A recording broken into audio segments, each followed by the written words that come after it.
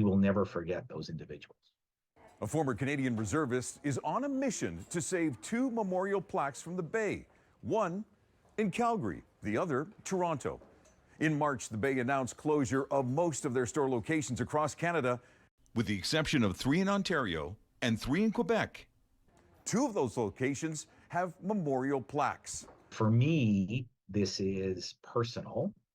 I also have an interest as a Canadian in ensuring that we don't forget the contributions of those that had a hand in building the nation.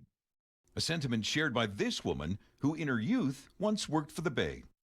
I think this thing needs to be put up somewhere. So for me talking to my children, my grandchildren, I think there's so much information connected to this about Canada. It needs to be saved.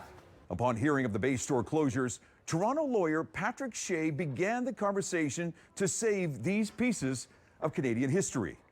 One of these bronze plaques enshrined in this Calgary downtown Bay location, honoring the men of the Hudson's Bay Company who died for Canada in World War II.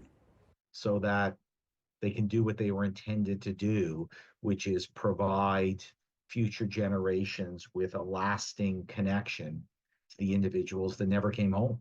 Shea also believes Canada's national identity is being challenged by the United States, specifically President Trump. And saving a memorial plaque like this one has much more significance.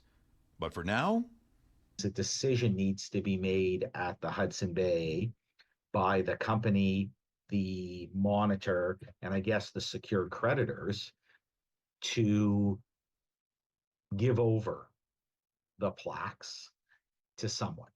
With Shea suggesting this bronze fixture's final resting spot should be in the Military Museum in Calgary. In Calgary, Phoenix Phillips, City News.